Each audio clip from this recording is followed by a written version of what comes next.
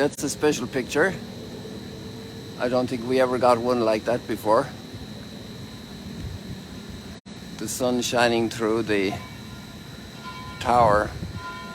And now the beautiful Jerusalem bells. This is St. Salvador, are ringing for 6:15. Can you hear the bells?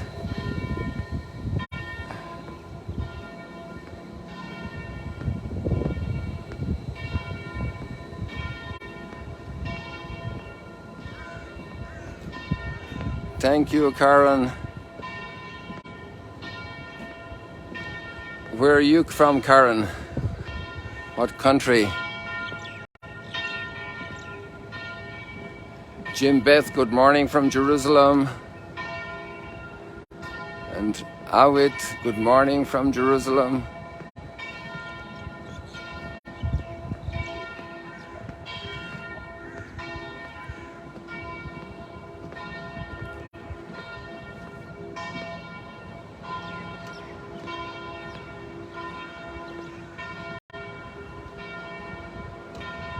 What a glorious morning.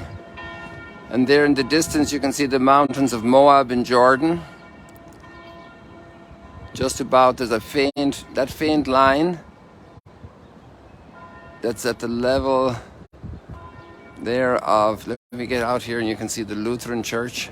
The cross of the Lutheran Church is the measure of the level where you can see the mountains of Moab in the distance.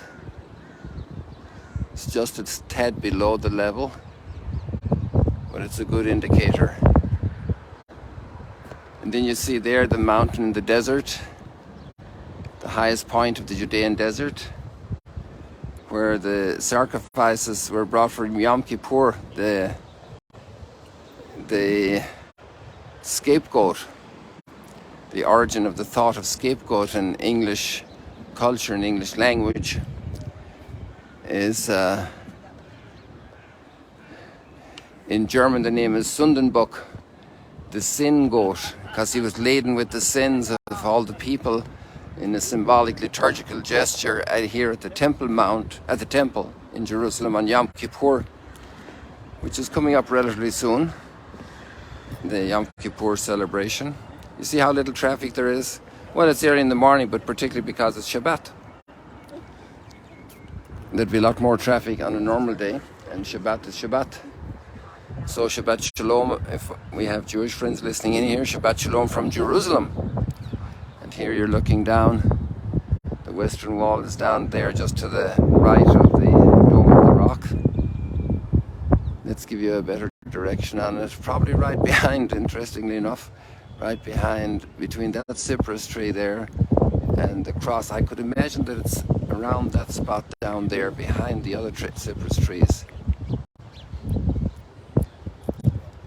Or maybe, yeah, probably, because there you have the Hurva synagogue, that round dome there in the middle of the screen now. That's inside the Jewish quarter, and you'd have to go downhill a little bit to get down to the Western Wall. There we have the Mount of Olives with the graveyards, Jewish graveyards over there. And on this side facing eastward you have the Muslim graveyards, and then in the very bottom of the valley Christians are buried. So the proximity to each other in death as the community lives together in life, close to each other, with all the tensions of the human family like we have in our own families. There are always little tensions, challenges, issues, and dealing with that. And here we have some pilgrims getting to know each other. One man just bumped into me down the lobby before we came up, and he wanted coffee. So the coffee machine apparently is starting at 6:30. So I said, come on up here and give you a different kind of coffee.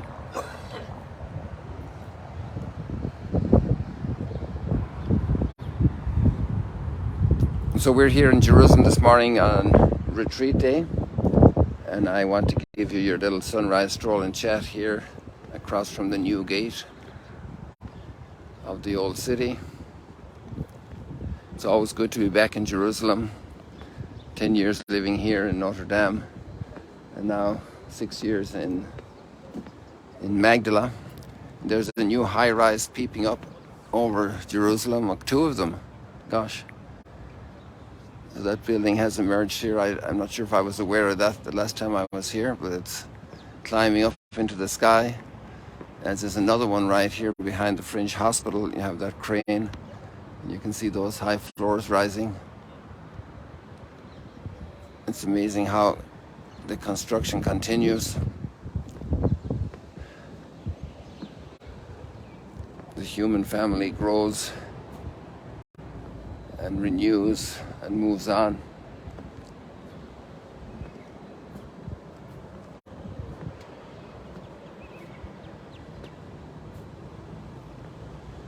Today we remember a great lady because I can't omit it. Usually I don't dwell too much, but today is Saint Monica, the mother of Saint Augustine, and she's legendary for her prayer for the recovery of her son, and an inspiration for many mothers. Sometimes sons have difficult chapters in their lives, and that motherly care that never forgets her son who was wayward, that constant prayer. Apparently a bishop said to Saint Monica when she was very discouraged at some point, God will notice, God cannot but notice the tears of a mother who prays so much for her son. It will bear fruit. What a beautiful thought. Because God, the love of parents for their children is the love of God reflected in them.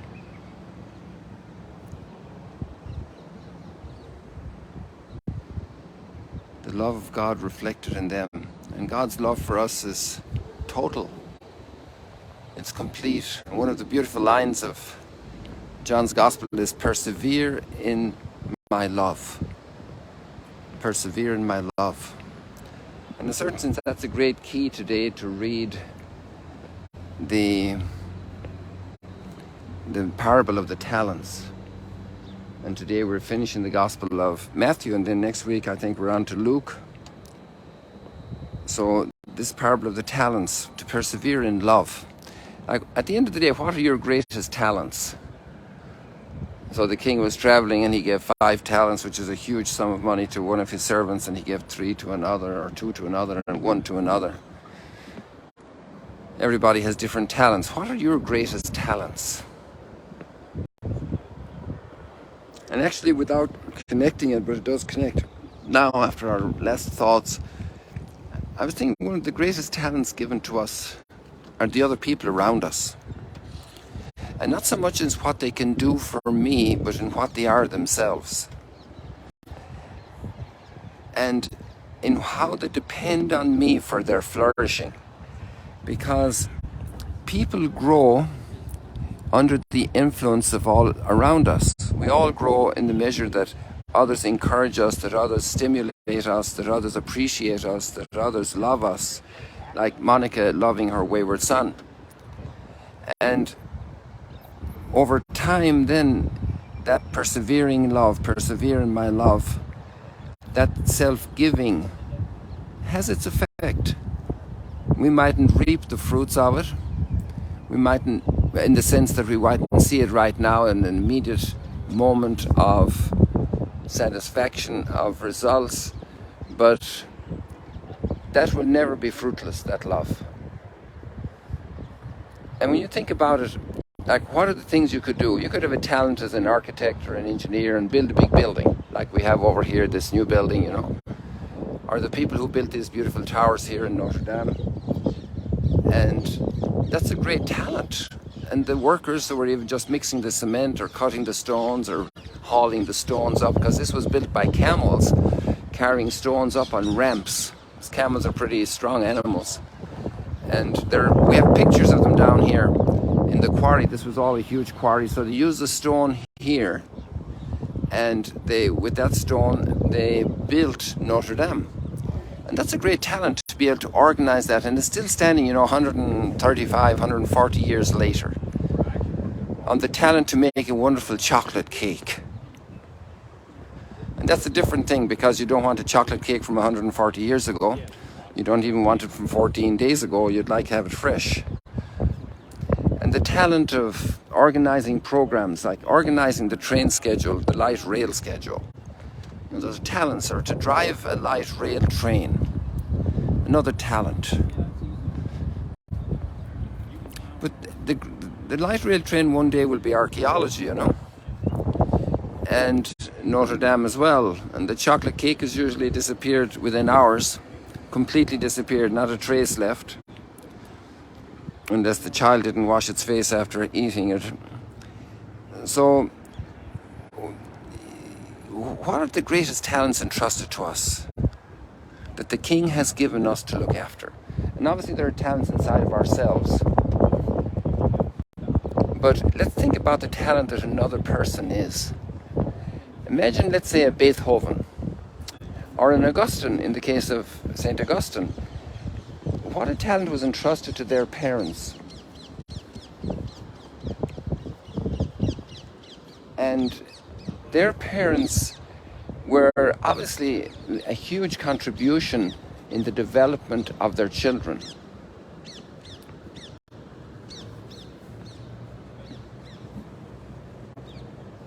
And sometimes we're very frustrated by people, by close relatives. Maybe parents are very frustrated many times to see their experience unrequited love. Or the great talent a spouse is. Wow, that's another big one. Imagine the impact one person has on another, living that intimately, that closely, constantly, day in, day out. You know, I just met a couple now, 53 years married. And the impact one has on the other. And God entrusted that person to us, and that person is destined for eternal glory. And sure enough, these towers are beautiful. They're glorious. But the glory of the sunrise is more, but the glory of eternal life forever. And to be entrusted with somebody who is going to be in eternal glory. And I can have an impact on a lot, helping that person to soften a hard heart. I can have an impact with my kindness. Not so much with my words of instruction, but my kindness. Like, it's not so difficult to do a little talk like this one right here, what parents say to children. But it's more difficult for parents to be in that disposition to control their impatience, to overcome their tiredness, to overcome the necessary repeating.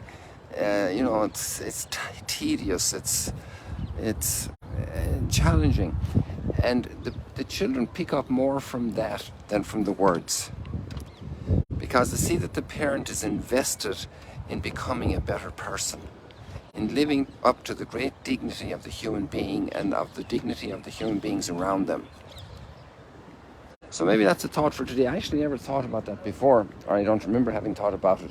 That the people entrusted to me, around me, are among the most important, like the highest quality talents entrusted to me. This telephone is a nice little talent. I can do these videos in the morning. The gimbal is a nice addition that helps to balance the phone and keep it steady. But the talent of my brothers in the community, the talent of the pilgrims who come to Magdala, the talent of the collaboration and the participation of the consecrated women, and to work well with them in the different programs, and the lay people who are working with us in Magdala. So there's a lot for me there as well, actually, in this light this morning. Now they're leaving. They have seen enough of the sunrise, but we want a little bit more, don't we?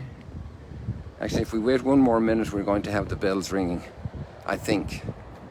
And you can get a final dose of bells, bells to bells, from the beginning to the end. I didn't get into Paul's reading, the reading from Corinthians.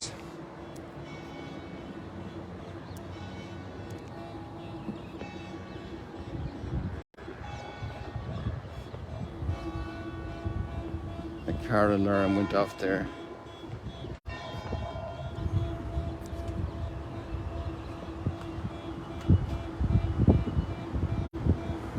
Actually, there's a very interesting reading as well in Corinthians, but we'll leave it for another day. You just read it by yourself. It's amazing to appreciate the calling we have. We didn't merit the calling we have.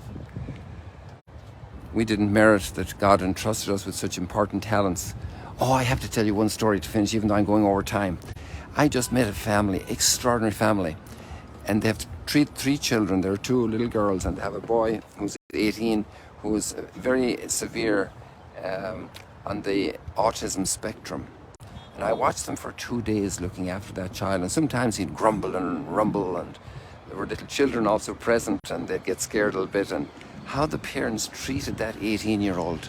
These parents are becoming gold in God's eyes as they look after that incredible talent entrusted to them. We must talk more about them another time. Absolutely awesome. Maybe I can even share a website because of what they're doing. It's absolutely wonderful. So whatever talent is entrusted to you, whichever person is entrusted to you, be a blessing for them. You are a blessing. God wants you to be a blessing, and He equips you to be a blessing for them.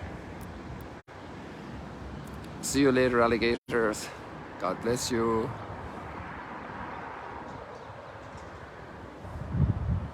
Come on, camera.